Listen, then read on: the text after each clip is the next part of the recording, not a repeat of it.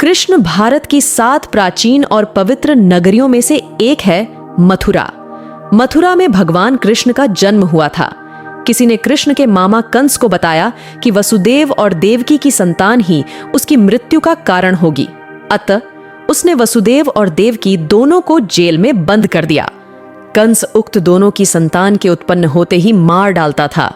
भविष्यवाणी के अनुसार विष्णु को देवकी के गर्भ से कृष्ण के रूप में जन्म लेना था, तो उन्होंने अपने 8वें अवतार के रूप में 8वें मनु वैवस्वत के मनवंतर के 28वें द्वापर में भाद्रपद के कृष्ण पक्ष की रात्रि के 7 मुहूर्त निकल गए और 8वां उपस्थित हुआ। तभी आधी रात के समय सबसे शुभ लग्न उपस्थित हुआ। उस लग्न पर केवल शुभ ग्रहों की दृष्टि थी। रोहिणी नक्षत्र तथा अष्टमी तिथि के संयोग से जयंती नामक योग में लगभग 3,112 ईसा पूर्व अर्थात आज से 5,126 वर्ष पूर्व को हुआ। ज्योतिषियों के अनुसार रात 12 बजे उस वक्त शून्य काल था। जब कृष्ण का जन्म हुआ तो जेल के सभी मंत्री माया द्वारा गहरी नींद में सो गए। जेल के दरवाजे स्वतः ही खुल गए। उस वक्त भारी बारिश हो रही थी। यमुना में तूफान था। उस बारिश में ही वसुदेव ने नन्हे कृष्ण को एक टोकरी में रखा और उस टोकरी को लेकर वे जेल से बाहर निकल आए। कुछ दूरी पर ही यमुना नदी थी। उन्हें उस पार जाना था, लेकिन कैसे? तभी चमत्कार हुआ। यमुना के जल ने भगवान के चरण छुए और फिर उसका जल 2 हिस्सों में बंट गया और इस पार से उस पार रास्ता बन गया।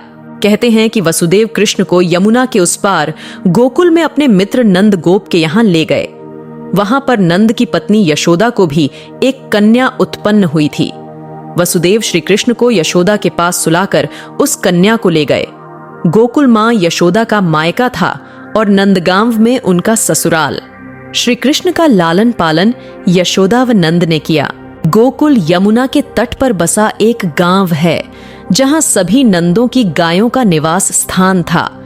नंद मथुरा के आसपास गोकुल और नंदगांव में रहने वाले आभीर गोपों के मुखिया थे।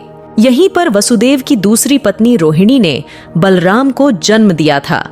बलराम देवकी के 7वें गर्भ में थे, जिन्हें योगमाया ने आकर्षित करके रोहिणी के गर्भ में डाल दिया था। यह स्थान गोप लोगों का था। मथुरा से गोकुल की दूरी महज 12 किलोमीटर है। जब कंस को पता चला कि छल पूर्वक वसुदेव और देवकी ने अपने पुत्र को कहीं और भेज दिया है, तो उसने चारों दिशाओं में अपने अनुचरों को भेज दिया और कह दिया कि अमुक अमुक समय पर जितने भी बालकों का जन्म हुआ हो, उनका वध कर दिया जाए। पहली बार में ही कंस के अनुचरों को पता चल गया कि हो न हो वह बालक यमुना के उस पार ही छोड़ा गया है। बाल्यकाल में ही श्री कृष्ण ने अपने मामा के द्वारा भेजे गए अनेक राक्षसों को मार डाला और उसके सभी कुप्रयासों को विफल कर दिया। सबसे पहले उन्होंने पूतना को मारा। पूतना को उन्होंने नंद बाबा के घर से कुछ दूरी पर ही मारा। नंदगांव में कंस का आतंक बढ़ने लगा तो नंद बाबा ने वहां से पलायन कर दिया। पलायन करने के और भी कई कारण रहे होंगे।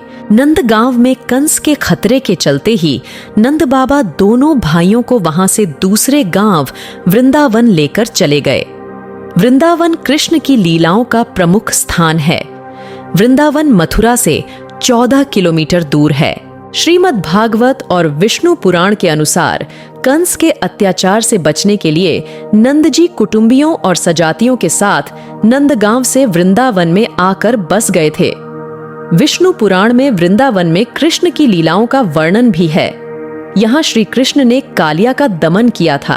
फिर कुछ बड़ा होकर उन्होंने कदम्ब वन में बलराम के साथ मिलकर कालिया नाग का वध किया। फिर इसी प्रकार वहीं ताल वन में दैत्य जाति का धनुक नाम का अत्याचारी व्यक्ति रहता था, जिसका बलदेव ने वध कर डाला। उक्त दोनों घटनाओं से कृष्ण और बलदेव की ख्याति दूर दूर तक फैल गई थी।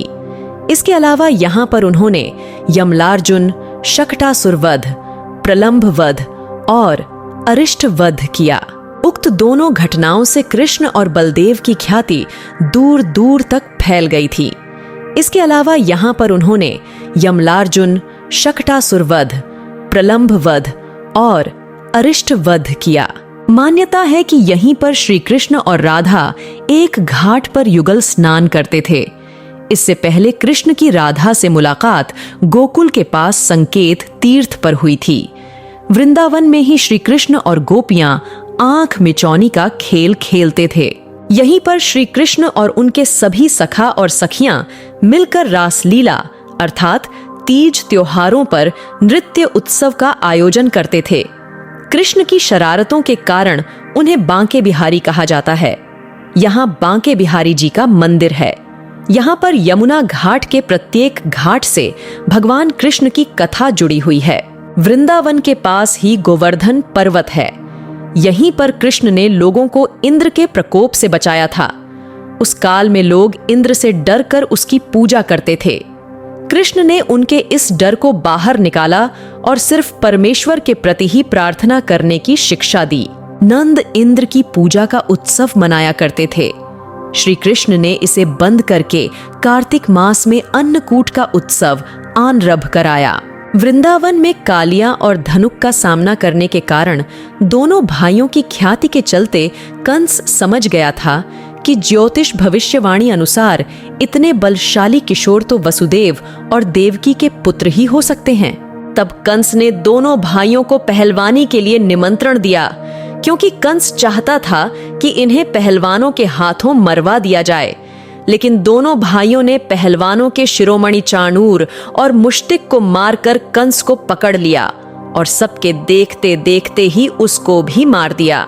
कंस का वध करने के पश्चात कृष्ण और बलदेव ने कंस के पिता उग्रसेन को पुण्य राजा बना दिया। उग्रसेन के 9 पुत्र थे, उनमें कंस ज्येष्ठ था।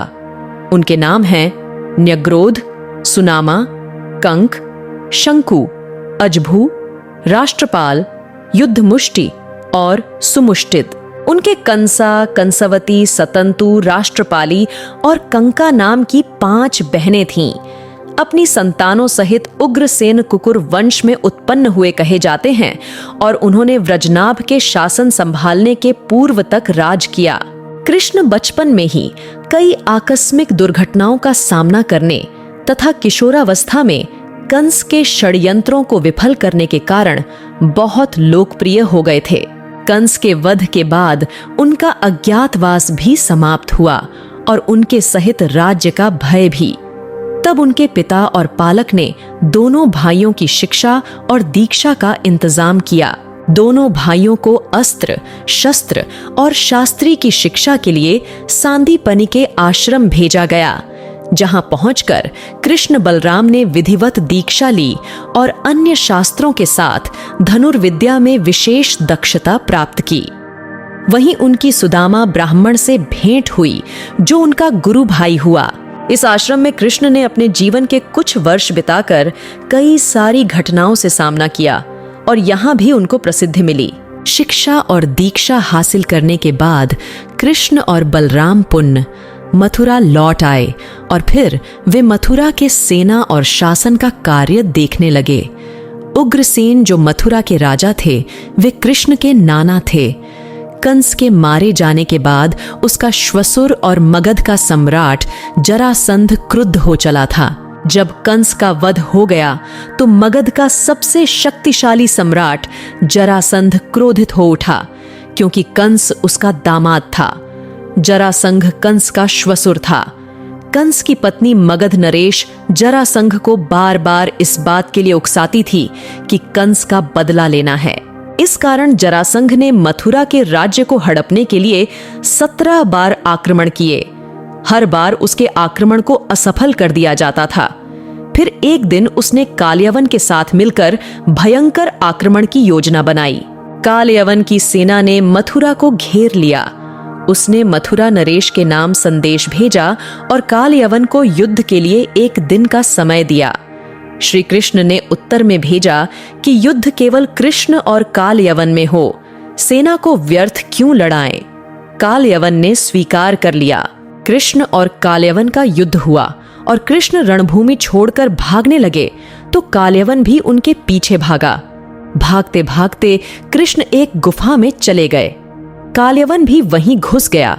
गुफा में काल्यवन ने एक दूसरे मनुष्य को सोते हुए देखा। काल्यवन ने उसे कृष्ण समझकर कसकर लात मार दी और वह मनुष्य उठ पड़ा। उसने जैसे ही आंखें खोलीं और इधर उधर देखने लगा, तब सामने उसे काल्यवन दिखाई दिया। काल्यवन उसके देखने से तत्काल ही जलकर भस्म हो गया। काल्यवन को जो पुरुष गुफा में सोए मिले, वे इक्ष्वाकु वंशी महाराजा मानधाता के पुत्र राजा मुचुकुंद थे, जो तपस्वी और प्रतापी थे। उनके देखते ही काल्यवन भस्म हो गया। मुचुकुंद को वरदान था कि जो भी उन्हें उठाएगा वह उनके देखते ही भस्म हो जाएगा। काल्यवन के मारे जाने के बाद हड़कंप मच गया था। अब विदेशी भी श्री कृष्ण के शत्रु हो चले थे। तब अंततः कृष्ण ने अपने 18 कुल के सजातियों को मथुरा छोड़ देने पर राजी कर लिया। वे सब मथुरा छोड़कर रैवत पर्वत के समीप कुशस्थली पुरी द्वारिका में जाकर बस गए। यह इतिहास का सबसे बड़ा माइग्रेशन था। उग्रसेन, अक्रूर, बलराम सहित लाखों की तादाद में कृष्ण के कुल के यादव अपने पूर्व स्थान द्वारका लौट गए। रह गए तो सिर्फ वे जो कृष्ण कुल से नहीं थे। लाखों की संख्या में मथुरा मंडल के लोगों ने उनको रोकने का प्रयास किया, जिनमें दूसरे यदुवंशी भी थे। सभी की आंखों में आंसू थे, लेकिन कृष्ण को तो जाना ही था। सौराष्ट्र में पहले से ही यदुवंशी लोग रहते थे। यह उनके प्राचीन पूर्वजों की भूमि थी। इस निष्क्रमण के उपरांत मथुरा की आबादी बहुत कम रह गई होगी। कृष्ण के जाने के बाद मथुरा पर जरासंध का शासन हो गया। द्वारिका में रहकर कृष्ण ने सुखपूर्वक जीवन बिताया। यहीं रहकर उन्होंने हस्तिनापुर की राजनीति में अपनी गतिविधियां बढ़ाईं और 8 स्त्रियों से विवाह कर एक नए कुल और साम्राज्य की स्थापना की। द्वारिका वैकुंठ के समान थी। कृष्ण की 8 पत्नियां थीं: रुक्मिणी, सत्यभामा, जाम्बवती, मित्रवंदा, सत्या, लक्ष्मणा, भद्रा और कालिंदी। इनसे उनका कई पुत्र और पुत्रियों की प्राप्ति हुई। इसके बाद कृष्ण ने भौमासुर, नरकासुर द्वारा बंधक बनाई गई लगभग 16,000 स्त्रियों को मुक्त कराकर उन्हें द्वारिका में शरण दी। नरकासुर प्रागज्योतिषपुर का दैत्यराज था, जिसने इंद्र को हराकर उनको उनकी नगरी से बाहर निकाल दिया था। नरकासुर के अत्याचार से देवतागण त्राही त्राही कर रहे थे। वह वरुण का छत्र, अदिति के कुंडल और देवताओं की मणि छीनकर त्रिलोक विजयी हो गया था। वह पृथ्वी की हजारों सुंदर कन्याओं का अपहरण कर उनको बंदी बनाकर उनका शोषण करता था। मुक्त कराई गई ये सभी स्त्रियां कृष्ण की पत्नियां या रखैल नहीं थीं, बल्कि उनकी सखियां और शिष्या थीं, जो उनके राज्य में सुखपूर्वक, स्वतंत्रता पूर्वक अपना अपना जीवन यापन अपने तरीके से कर रही थीं। पांडवों से कृष्ण की मुलाकात। एक दिन पंचाल के राजा द्रुपद द्वारा द्रौपदी स्वयंवर का आयोजन किया गया। उस काल में पांडव के वनवास के 2 साल में से अज्ञातवास का 1 साल बीत चुका था। कृष्ण भी उस स्वयंवर में गए। वहां उनकी बुआ कुंती के लड़के पांडव भी मौजूद थे। यहीं से पांडवों के साथ कृष्ण की घनिष्ठता का आरंभ हुआ। पांडव अर्जुन ने मत्स्य भेद कर द्रौपदी को प्राप्त कर लिया और इस प्रकार अपनी धनुर्विद्या का कौशल अनेक देश के राजाओं के समक्ष प्रकट कर दिया। अर्जुन की इस कौशलता से श्री कृष्ण बहुत प्रसन्न हुए। वहीं उन्होंने पांडवों से मित्रता बढ़ाई और वनवास की समाप्ति के बाद वे पांडवों के साथ हस्तिनापुर पहुंचे। कुरुराज धृतराष्ट्र ने पांडवों को इंद्रप्रस्थ के आसपास का प्रदेश दे रखा था। पांडवों ने कृष्ण के द्वारका निर्माण संबंधी अनुभव का लाभ उठाया। उनकी सहायता से उन्होंने भी जंगल के एक भाग को साफ कराकर इंद्रप्रस्थ नगर को अच्छे और सुंदर ढंग से बसाया। इसके बाद कृष्ण द्वारका लौट गए। फिर एक दिन अर्जुन तीर्थाटन के दौरान द्वारिका पहुंच गए। वहां कृष्ण की बहन सुभद्रा को देखकर वे मोहित हो गए। कृष्ण ने दोनों का विवाह करा दिया और इस तरह कृष्ण की अर्जुन से प्रगाढ़ मित्रता हो गई। इंद्रप्रस्थ के निर्माण के बाद युधिष्ठिर ने राजसूय यज्ञ का आयोजन किया और आवश्यक परामर्श के लिए कृष्ण को बुलाया। कृष्ण इंद्रप्रस्थ आए और उन्होंने राजसूय यज्ञ के आयोजन का समर्थन किया। लेकिन उन्होंने युधिष्ठिर से कहा कि पहले अत्याचारी राजाओं और उनकी सत्ता को नष्ट किया जाए, तभी राजसूय यज्ञ का महत्व रहेगा और देश विदेश में प्रसिद्धि होगी। युधिष्ठिर ने कृष्ण के इस सुझाव को स्वीकार कर लिया। तब कृष्ण ने युधिष्ठिर को सबसे पहले जरासंध पर चढ़ाई करने की सलाह दी। इसके बाद भीम और अर्जुन के साथ कृष्ण मगध रवाना हुए और कुछ समय बाद मगध की राजधानी गिरिब्रज पहुंच गए। कृष्ण की नीति सफल हुई और उन्होंने भीम द्वारा मल्ल युद्ध में जरासंध का वध करवा डाला। जरासंध की मृत्यु के बाद कृष्ण ने उसके पुत्र सहदेव को मगध का राजा बनाया। फिर उन्होंने गिरिब्रज के बंदी गृह में बंद सभी राजाओं को मुक्त किया और इस प्रकार कृष्ण ने जरासंध जैसे क्रूर शासक का अंत कर बंदी राजाओं को उनका राज्य पुण्य लौटाकर खूब यश पाया। जरासंध के वध के बाद अन्य सभी क्रूर शासक भयभीत हो चले थे। पांडवों ने सभी को झुकने पर विवश कर दिया और इस तरह इंद्रप्रस्थ का राज्य विस्तार हुआ। इसके बाद युधिष्ठिर ने राजसूय यज्ञ का आयोजन किया। यज्ञ में युधिष्ठिर ने भगवान वेदव्यास, भारद्वाज, सुनत्तु, गौतम, असित, वशिष्ठ, च्यवन, कंडव, मैत्रेय, कवश, जित, विश्वामित्र, वामदेव, सुमति, जयमिन, क्रतु, पैल, पाराशर, गर्ग, वैशंपायन, अथर्वा, कश्यप, धौम्य, परशुराम, शुक्राचार्य, आसुरी, वीतहोत्र, मधुद्वंदा, वीरसेन, अकृतव्रण आदि सभी को आमंत्रित किया। इसके अलावा सभी देशों के राजाधिराज को भी बुलाया गया। इसी यज्ञ में कृष्ण का शत्रु और जरासंध का मित्र शिशुपाल भी आया हुआ था, जो कृष्ण की पत्नी रुक्मिणी के भाई का मित्र था और जो रुक्मिणी से विवाह करना चाहता था। यह कृष्ण की दूसरी बुआ का पुत्र था, इस नाते यह कृष्ण का भाई भी था। अपनी बुआ को श्री कृष्ण ने उसके 100 अपराधों को क्षमा करने का वचन दिया था। इसी यज्ञ में कृष्ण का उसने 100वीं बार अपमान किया, जिसके चलते भरी यज्ञ सभा में कृष्ण ने उसका वध कर दिया। द्वारिका में रहकर कृष्ण ने धर्म, राजनीति, नीति आदि के कई पाठ पढ़ाए और धर्म कर्म का प्रचार किया।